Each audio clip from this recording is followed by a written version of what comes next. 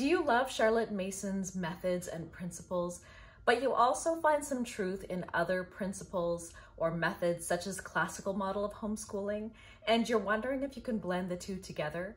Is that even a Charlotte Mason thing to do? And are you worried that you should just stick with one and not the other?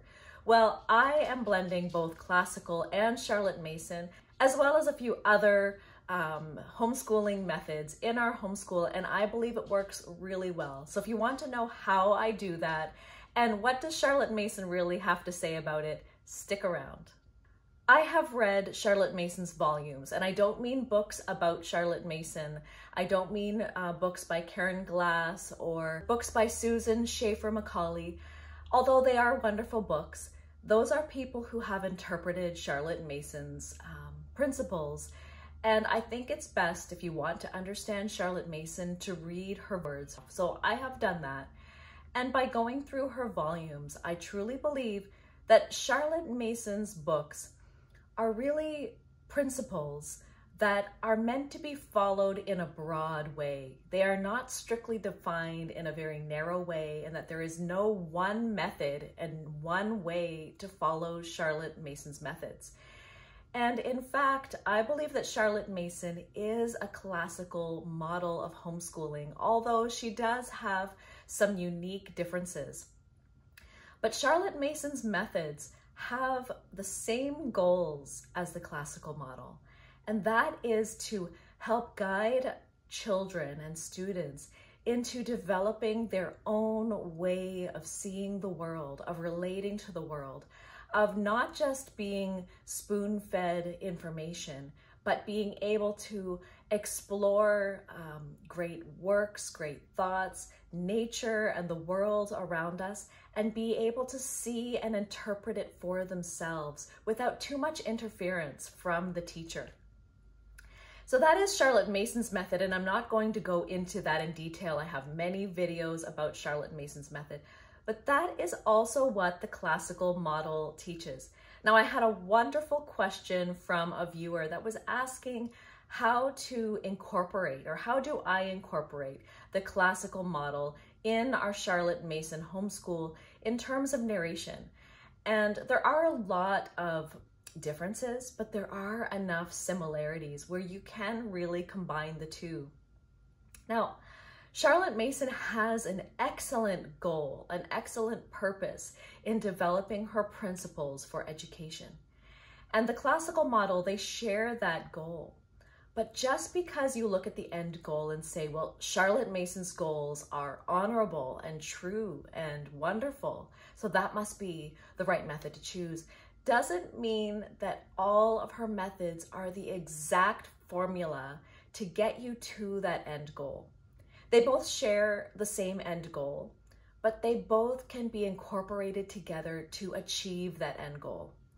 Now, Charlotte Mason developed her philosophies of education during a time when a utilitarian approach to education was at its worst.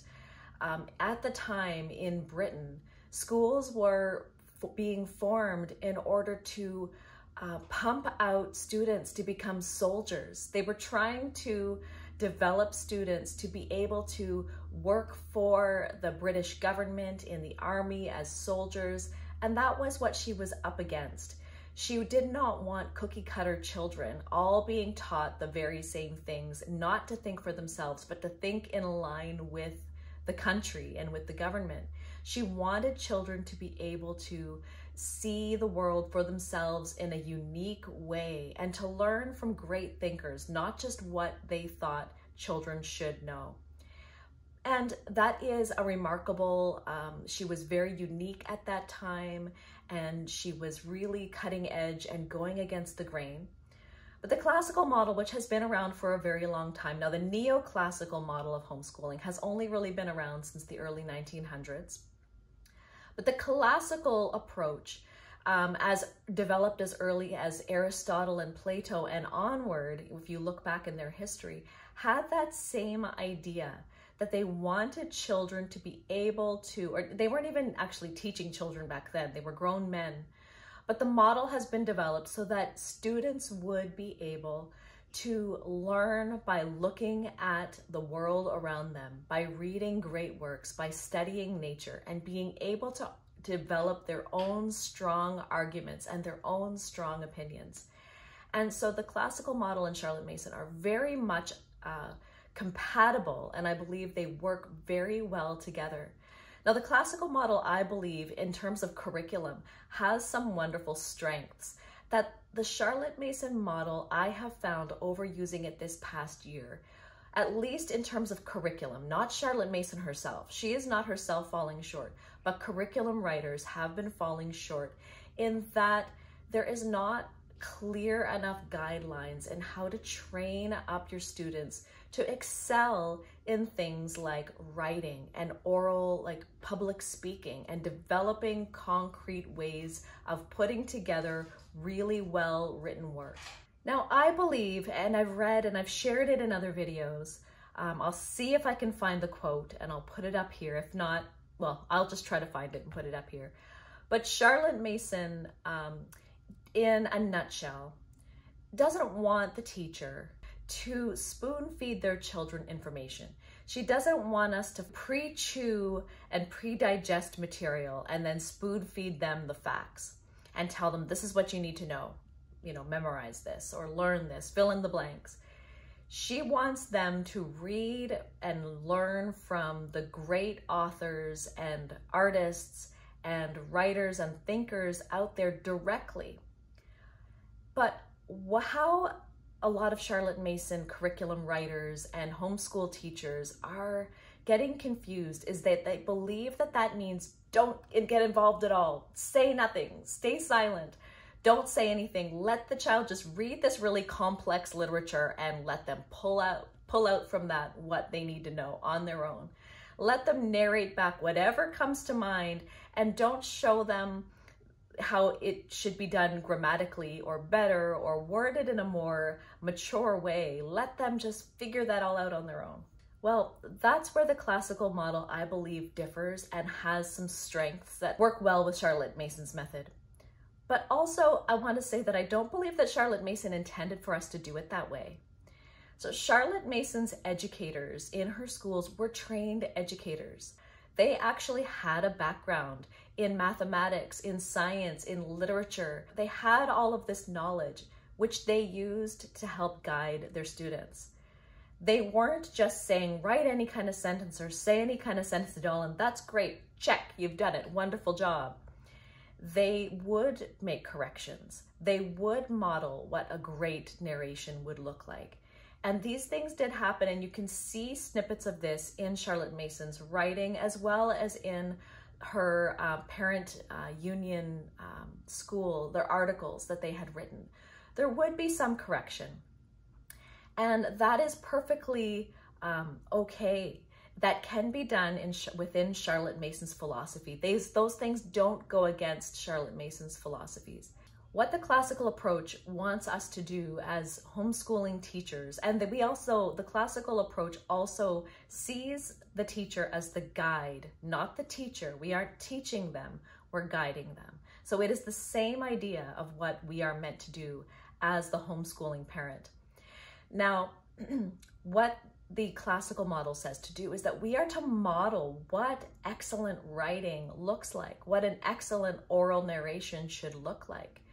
And so first, we want to show them, and now it's the same as in Charlotte Mason's model. They will see that through copy work, through dictation. So they get that part of it. But in addition, when your student gives you an oral narration, you will write it out for them at first. This is in the early stages when they're just doing it orally and they're not good at handwriting yet. You will write it out for them, but grammatically correct, and read it back to them. Now, when their hand has been trained to be able to do more handwriting, they then can copy that narration out. Reading and writing and putting that all together really helps them to deepen their sense of the English language. And so they can copy out their own words that has been written out grammatically correct by the parent. Second, when they do a written narration, you should correct that to make it grammatically correct. And you should show them examples of what a well-written or written narration should look like. So even though they may decide to narrate in their own way, there might be some points, some significant points that they might have overlooked or maybe misunderstood. You can make certain corrections, and you want to actually point out the important details. So when they're written narrations, you can show them this is what a good narration should look like. Maybe in terms of grammar, they're writing a whole bunch of simple sentences, and they can learn how to join those two simple sentences together with conjunctions and make more complex sentences. Those are things that we can do to help strengthen our children's narrations and writing. Now, secondly, something that the classical model also does is they believe that you should guide your students before the narration. So you will ask them some important questions. You're going to say, you will ask a few questions of almost like comprehension questions, but you're not leading them. You're going to say, so tell me what happened at the beginning of the story. Oh, and who was that person? And how did he do that? Why did he decide to go and do this thing? And so forth. And you're guiding them through from the beginning to the end of the story. And then you're going to say, okay, now write 3 or 4 sentences down in your narration. And then you'll read their narration. You'll tell them, read it to me. Does it sound good? Does it make sense? They can make their own corrections first, and then you can go in and help them see what a better narration, and they will improve time after time after time. I have a friend that has been doing the Charlotte Mason method for, I think, about 4 years now. And she noticed by doing it strictly without any interference, after 4 years, her students were not really overly improving in their written narrations. They weren't really fully understanding how to put a good narration together. They weren't understanding how to summarize an idea well. And when we kind of had a conversation about it, she started using what we use and have seen a drastic difference in her students' writing, in their narrations, orally and written, in just, I think she's only been doing it for a few weeks, in just a few weeks' time, but it does make a huge difference. So I have tons and tons of videos about what we use for language arts, and that we are now using a classical approach, which is through the well-trained mind. But if you're new and haven't seen those videos, I'm gonna put right here, one of the big ones is writing with ease. If your students are struggling with narrations, or you really want to see if they can improve in their writing, this is a really good way to incorporate. A lot of Charlotte Mason homeschoolers are using this as well, even though it's technically considered classical. They have guided questions, so they are classic pieces of literature, passage that you will read. They will then ask some guiding questions, and then you allow your student to write their narrations. It also has some copywork and dictation to strengthen those aspects as well. Now, if your student also is struggling with grammar, First Language Lessons is very much compatible with Charlotte Mason. It is just a scripted dialogue that you will have with your students, talking about parts of grammar, parts of speech, writing proper sentences and sentence structure. Later on in the levels 3 and 4, they will go into diagramming, but you don't do that at the beginning. And Charlotte Mason really did intend for students to memorize. I know that sometimes they think that rote memorization is something Charlotte Mason was strictly against, but she was for memorizing things that were important. She was for memorization of math facts and memorization of grammatical definitions, like what is a noun and a pronoun and an adverb and an adjective, are things that are in line with Charlotte Mason's approach. So those are things that will help your students strengthen their knowledge of the written language, and it will help them to improve. Those are some of the ways that you can incorporate the classical model into your Charlotte Mason homeschool. Now, of course, narration goes across the board and touches all of your subjects in science and geography and history, literature. It's really involved in so many of your subjects. And so you really can use this same approach when you read a living book that's related to science or history. Ask them a few guiding questions to make sure that they really understood the passage. They are still the ones leading what they have taken from it, but you're helping them draw things out. And if they really are not quite grasping it, it is okay to say that this passage was about, let's say, Christopher Columbus, and that he just what it might have been about. You can give them that and model for them what a good narration should look like. It is okay for that to happen. You're not feeding them, you're not spoon feeding them, you're not pre-digesting material, you're still getting them to read the great works. You're just guiding them in how they are interpreting what they are seeing. And over time, you can let go the reins a little bit and allow them to then become creative in the way that they put together their compositions and narrations. But that's all I have for you. I hope this was helpful. I can go into more details in terms of other subjects in the future, but I'm really enjoying how the classical model and Charlotte Mason are blending so well together.